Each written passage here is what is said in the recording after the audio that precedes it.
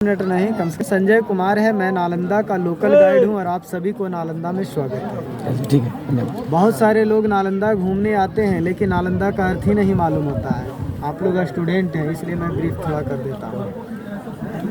आपको मालूम है नालंदा का अर्थ? बोला जाए नहीं किसी देखिए आप बुरा नहीं मानिएगा, गलत नहीं अब बता इसलिए मैं बोल रहा हूँ ताकि आपकी हेजिटेशन दूर हो, आपको सही नॉलेज हो। ठीक है ना? हाँ ठीक। तो इसका नाम था नालंदा महाविहारा। महाविहारा शब्द है वो पाली लैंग्वेज है और पहले पढ़ाई होता था पाली में और संस्कृत में होता था जो कि बुद्ध की लैंग्वेज थी। और नालंदा दो शब्दों का मेल से बना है। आप भी डिफिनेशन कर सकते हैं, संधि विच्छेद कर सकते हैं। पहला वर्ड हो गया नालम।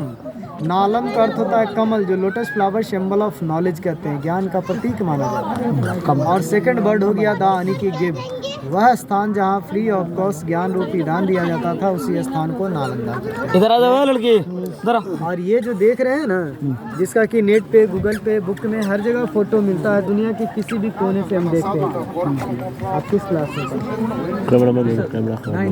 तो 6 में है था ना पढ़ना नालंदा, तो इसका नाम बता सकते हैं? आप देखिए हम बता रहे हैं। अरे हम लोग को याद। आप चिंता क्यों कर रहे हैं सर? हम उम्र देख के बोले हैं, आपको क्यों नहीं बोले क्या सर? तो हम देखिए, हम गाइड जब हो जाते हैं हायर तो हम फैमिली की तरह बात करते हैं। कोई दिक्कत नहीं। ध्यान दीजिए, दुनिया के किसी भी कोने से देखेंगे तो इसका फोटो मिलेगा। इसका नाम है सारीपुत्रा स्तूपा। क्या नाम है? सारीपुत्रा स्तूपा। हाँ, सवाल ये उठा कि सारीपुत्रा कौन थे? सारीपुत्रा भगवान बुद्ध के प्रिय शिष्य थे, डिसाइपल थे, जिनका यहाँ जन्म और यहीं पे उनकी मृत्यु हुई। और इसका निर्माण सम्राट अशोक ने किया है कलिंग युद्ध के बाद। आप पढ़े होंगे शायद कलिंगा युद्ध। कलिंगा युद्ध के बाद सम्राट अशोक ने 84,000 स्तूप बनवाए। 1-2 स्तूप नहीं। जैसे सांची में सांची स्तूप है, सारनाथ में धम्मेय स्तूप है, केसरिया में, वैशाली में, कुशीनगर में, दुनिया के किसी भी कोने में जाइएगा स्तूपा वर्ड मिलेगा तो जरूर हमें याद कीजिएगा। ठीक है? जैसे राजगीर वाला विश्व शांति स्तूप देखे हैं ना आप लोग? जी देखें। क्या देखें उसका? उसके बारे में समझें कुछ? कोई स्ट्रक्चर वगैरह देख कर चले या दूसरा कथी? ठीक है, कोई बात नहीं है सर। देखिए, स्तूप का मतलब सॉलिड, स्तूप को परिक्रमा किया जाता है। ठीक है? वो बौद्ध धर्म में हो गया टेम्पल, तो ये हो गया टेम्पल। क्लियर? लेकिन स्तूपा वर्ड मिलेगा तो वहाँ जानिएगा कि गेट दरवाज़ा नहीं मिलेगा, यानी कि जाने का रास्ता नहीं होता है। और टेम्पल में क्या होता है कि गेट होते हैं, दरवाजे होते हैं, अंदर में भगवान का मूर्ति होता है, अंदर जाके पूजा पाठ करते हैं और स्तूप को परिक्रमा करते हैं। या तो देखने के उद्देश्य से आप कर लीजिए या अनजाने में कर लीजिए, लेकिन परिक्रमा जरूर हो जाता है। ठीक है? उसे कहते हैं स्तूप। लेकिन स्तूप के अंदर कुछ तो जरूर पवित्र चीज़ रखा जाता हो, तभी तो लोग पूजा पाठ करते हैं, है ना? उसके अंदर में डेड रिमेन्स होते हैं, यानी कि राख और अस्थि होता है। किनका होता है? या तो बुद्ध भगवान का होता है या तो बुद्ध के शिष्य का होता है। क्लियर? ये गोल गोल जो भी दिखाई दे रहा ना आपको, वहाँ तक दिखाई दे रहा है गोल गोल, है ना? इसके अंदर भी गोल गोल बहुत सारा दिखाई दे रहा है। इसके अंदर में सारे में क्या है? राख और अस्थियाँ हैं जो बुद्ध के शिष्य का है। क्लियर हो गए? और दी नहीं बनाया जाता है कौची में? मुस्लिम।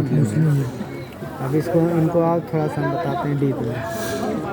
सनातन धर्म यानी कि हिंदू धर्म में इंसान को मरने के बाद उनकी राख और अस्थि गंगा में प्रवाहित कर देते हैं। मुस्लिम समुदाय में मरने के बाद उसको कब्रगाह बोलते हैं, जिसमें डेड बॉडी रखी जाती है। ईसाई में, ठीक है? लेकिन सनातन धर्म में, बौद्ध धर्म में उनको जलाने के बाद उनका अवशेष को जो बचता है ना, राख और अस्थि, वो रख करके सॉलिड कंस्ट्रक्शन का काम किया हो रहा था, उसको बोलते हैं स्तूपा। आप क्लियर हो गए? ये प्लेटफॉर्म जैसा जो भी चबूतरे जैसा दिख रहा है ना, ये मेडिटेशन के लिए ध्यान लगाने की योगा के लिए। क्लियर हो गए? तो यहाँ से लेकर के पूरा हो गया मंदिर का पार्ट।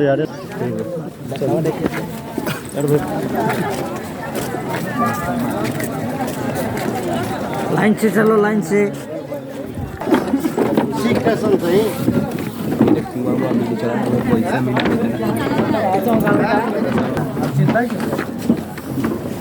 एक हॉस्टल समझ लीजिएगा, टोटल हॉस्टल। इसलिए हम आपको बोले हैं कि टाइम नहीं है, फिर भी हम हॉस्टल दिखाएंगे आपको। बोले हैं ना, हम लोग हॉस्टल में इन किए।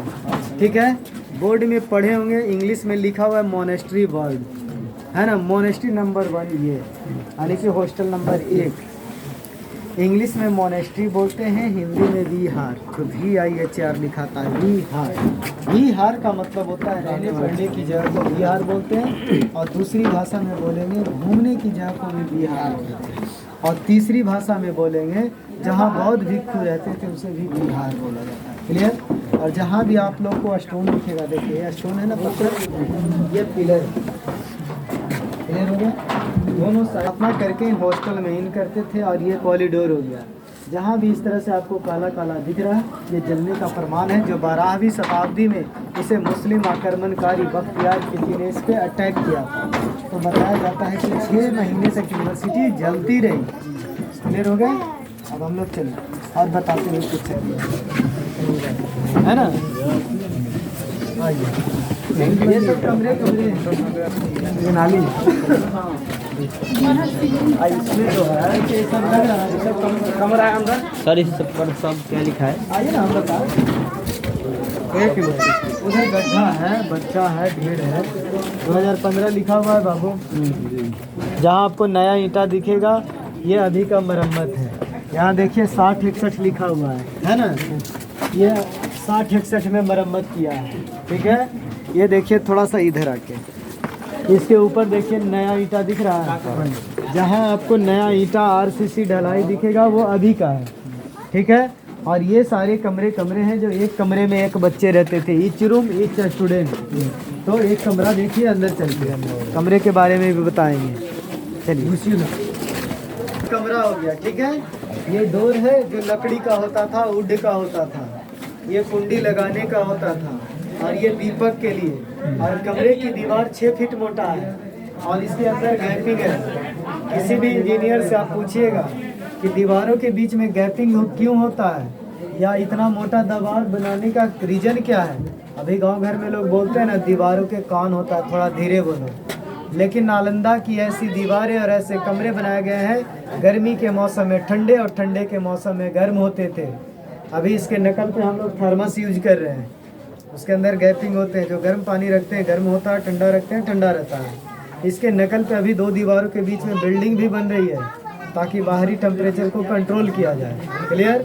और ये कमरा 10 बाई 10 का है। ठीक है। और इसके ऊपर छत होते थे। क्या होते थे? छत, जो लकड़ियाँ वुड का होता है ऊपर वाला। हाँ। लेकिन ये ब्रिक्स ओरिजिनल में क्या डाला हुआ है जो ध्यान देंगे, चूना, सुर्खी, बेल का गूदा, उड़द का दाल और गन्ने का रस, जिसको गुड़ छोबा बोलते हैं। चूना, सुर्खी, बेल का गूदा, उड़द का दाल और गन्ने का रस। चूना सुर्खी आप लोग समझते हैं? सुर्खी क्या होता है? ईंटे की पाउडर को सुर्खी बोलते हैं। क्लियर। कमरा 10 बाई 10 का है, काफी बड़ा है। उस समय 10,000 बच्चे पढ़ते थे, और उनको पढ़ाने के लिए 2000 5:1 का रेशियो था। 5 बच्चा पे 1। इसका 2 लॉजिक है, किसी कमरे में है किसी कमरे में नहीं है। 2 लॉजिक ये है, या तो बुक वगैरह को सेल्फ रखने के लिए, या तो मूर्ति या कोई सामान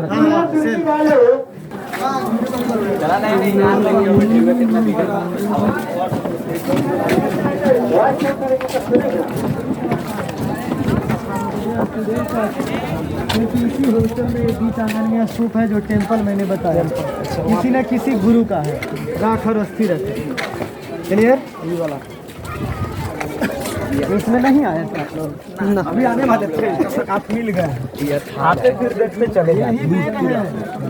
मेन हॉस्टल यही है। इसमें टॉप करने वाला बच्चा रहता था। बताने के बाद आप लोग को फ्री करते हैं। थोड़ा सा इधर के पत्थर है, देखने में तो आपको साधारण पत्थर लग रहा है ना। देखिए चमक रहा है।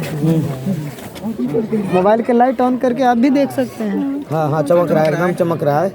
इसके बारे में फिजिक्स में पढ़े हैं, सोलर पैनल पढ़े हैं ना।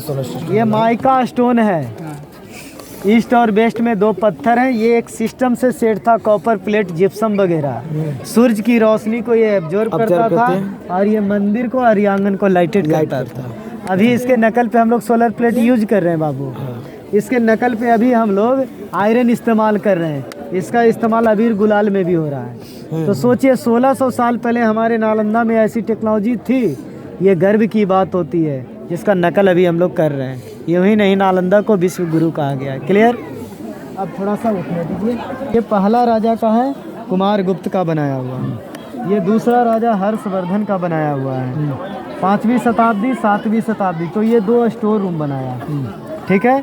यहाँ से जला हुआ चावल मिला और बड़ा सा हांडी मटका मिला, इसलिए इसको स्टोर रूम बोलते हैं। और यही 2 कमरा छत है जो आर्च है, डोम।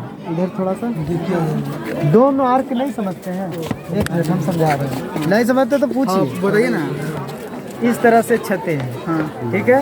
इसको बोलते हैं आर्क एंगल डोम से। जो भी ब्रिज वगैरह टनल वगैरह हम देखते हैं तो इसी शेप में। इस शेप में क्या होता है, अपने घर की छत इस तरह से होती है, पूरी छत पे लोड होती है। लेकिन आर्क एंगल में क्या होता है कि इस पे लोड ना होकर दीवार पे डिस्ट्रीब्यूट हो जाता है। ब्रिज वगैरह टनल वगैरह। बाबू इधर आ जाइए, पत्थर पे से वो बताएंगे, ठीक है ना। ध्यान दीजिए, अभी इसका नकल रेलवे ट्रैक का ब्रिज में हो रहा है। बस की छत इसी शेप में है, ट्रेन की छत इसी शेप में है। क्लियर हो गए। तो कह सकते हैं 1300 साल जो पुराना बनाया गया हमारे नालंदा में, उसका नकल लोग आज कर रहे हैं। क्लियर। और ये सीढ़ी देख रहे हैं, सीढ़ी से ऊपर तीसरा राजा 9वीं शताब्दी देवपाल का है। तो 5वीं शताब्दी 7वीं शताब्दी 9वीं शताब्दी और 12वीं में इसको जला दिया। क्लियर हो गए। और वो कुआं है जो एक कैंपस में एक कुआं मिला है, वहाँ भी आपने कुआं देखा होगा। क्लियर हो गए। आप कोई दिक्कत? अब आप लोग आराम से घूम के निकल सकते। एक और वहाँ पर था कि वो जो है ना बीच बीच में गाढ़ा जैसा था, चूल्हा है, उसका 2 लॉजिक है, या तो खाना बनाने में यूज होता था या तो मेटल पिघलाने में यूज होता है। टेराकोटा आप लोग समझते हैं? हाँ, बस वही हो गया। सर वो कुआं का पानी वानी पिया, नेचुरल चीज़ है ना जी। वो तो अरे कौन लोग आस्था की अरे बौद्ध धर्म के है ना, बौद्ध धर्म के है ना। देखिए बुद्ध भगवान के, इसलिए बुद्धिस्ट जो आता है वो डाल देता है। देखा देखिए लोकल लोग भी डालना अलग बात है, लेकिन बुद्धिस्ट डालता है, क्योंकि उसको कहना है कि हमारे पूर्वज यहाँ रहते थे, पढ़ते थे, और यहीं के कुएं के पानी पी करके इतने लोग महान हुए। और दीवार पर कुछ लिखना है। गंदा आदमी लिखना नहीं चाहिए, तभी तो रोक लगा रहा है धीरे धीरे सरकार। गंदा आदमी गंदे नहीं करेगा, और क्या करेगा, इसको बचाना चाहिए। चलिए ठीक है, क्लियर। अच्छा बता दिए, ठीक है।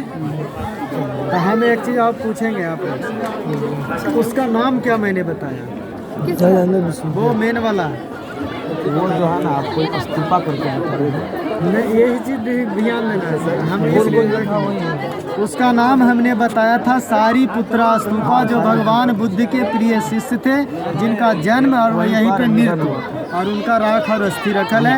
उसका निर्माण सम्राट अशोक ने किया है। इतना चीज़ जरूर याद रखिएगा, ठीक है।